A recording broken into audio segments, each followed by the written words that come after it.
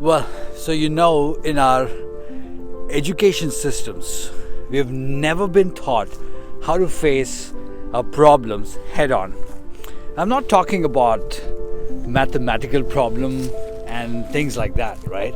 I'm actually talking about real life problems that we are faced in our real everyday lives.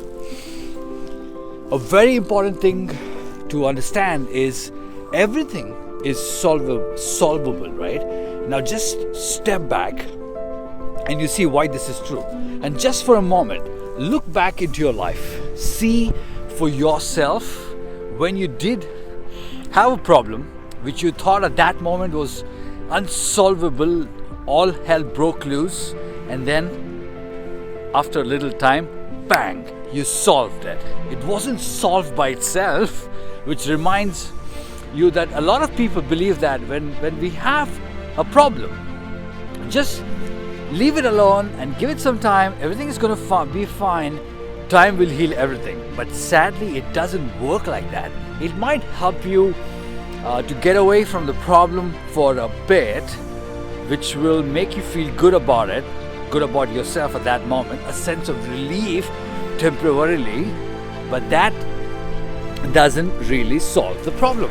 You just push it back in the basement of your consciousness, in your mind, and then boom, one day it comes bigger than ever before, right? It's like you didn't slay the dragon when it was young, and now it's grown into this monstrous big sized dragon, which becomes even more powerful, even more difficult to slay. Now you got a huge problem. So now looking back at some of the problems from before, which you thought couldn't be solved, well, you did it.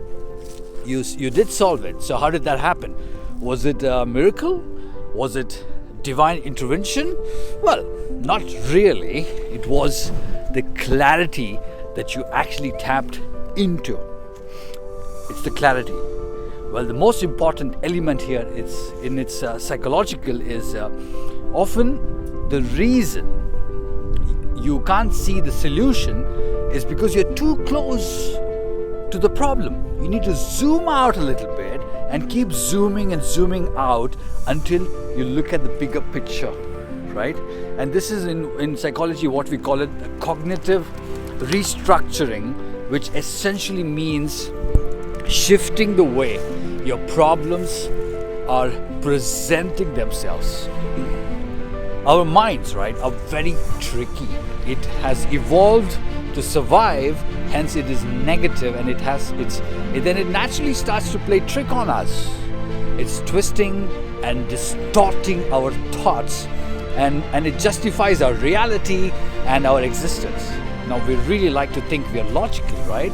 We are in control of our life, but we are not. And I think this is what Dan Ariely talks about in his book, Predictably Irrational. All our decisions are highly irrational. We are at the mercy of our cognitive biases and emotions and misconceptions, mostly coming out of our unconscious.